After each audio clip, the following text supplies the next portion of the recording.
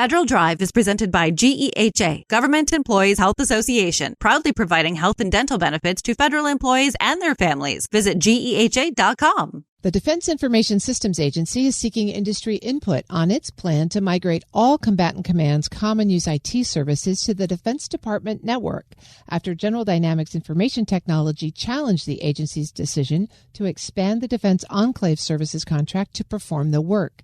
Federal News Network's Anastasia Obis is here with the latest. Anastasia, thanks for joining me. Hi, Terry. All right, we touched on this a week or so ago with the protest that GDIT submitted. What's the latest? Yeah, so just one more time, a little bit of background. We had DOD, or specifically the Chief Information Office, telling DISA that they need to migrate all combatant commands by 2028 to the DOD net, which is the single DISA-managed environment. The agency said, okay, we can do it. We're going to expand the scope of the Enclave contract.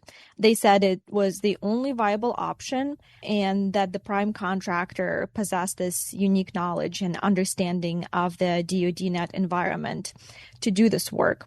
So then GDIT files a bid protest with the Government Accountability Office saying that DISA hasn't conducted market research. It didn't conduct a price determination. It just said that this contract action will not increase the existing Enclave contract ceiling. And overall, the agency should have completed the new work. So GAO was supposed to issue a decision in October, but the bid protest was dismissed last week, and the agency said that it would conduct new market research, it would make a new acquisition approach decision, develop a new acquisition plan, and they would also take any additional corrective action deemed necessary. It sounds like they're sort of starting over. Is that the correct way to view this? Kind of. Well, so this week they issued sources sought notice.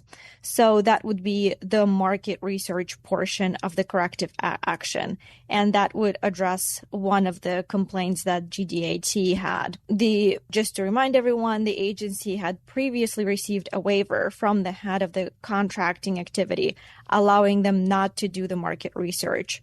And now DISA says that the migration of combatant commands to the DoD net is a new requirement, and that this requirement must be executed in parallel with the ongoing migrations. That notice doesn't really mention the protest or the agency taking corrective action as reasons for this new market research. As you read between the lines then, Anastasia, do you think that DISA is really reconsidering its acquisition approach, or is it just a formality? I think it's too soon to tell. One of the signs that are concerning here is a really short response timeline. So DISA released this notice on Monday, on July 27th, and it gave industry until August 4th to respond. So this response window is really not the market standard for allowing industry to respond thoroughly. So this is just one of the warning signs.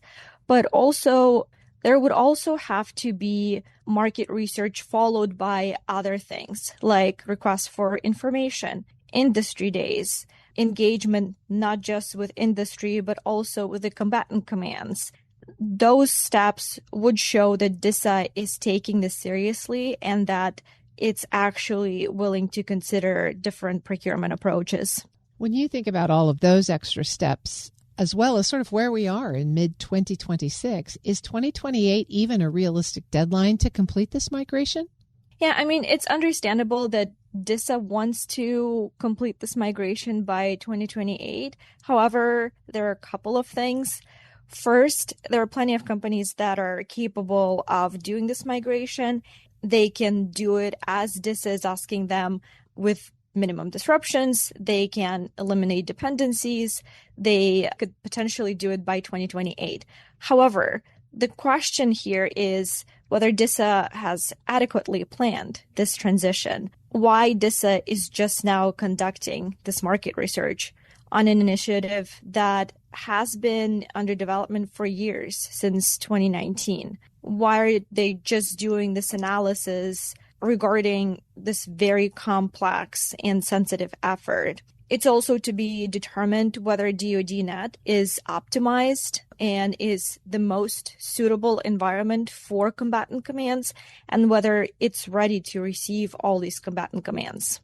It also seems like you've got to check the availability of the commands themselves. They have to be active participants here. And if, as we see, today, there's combat operations ongoing, you might have trouble getting combatant commands' attention for a system migration. Oh, absolutely. It's a huge undertaking, so we will see how it unfolds. That's Federal News Network's Anastasia Obis. Anastasia, thanks as always. Appreciate the update. Thank you, Terry. You can find her full story at federalnewsnetwork.com.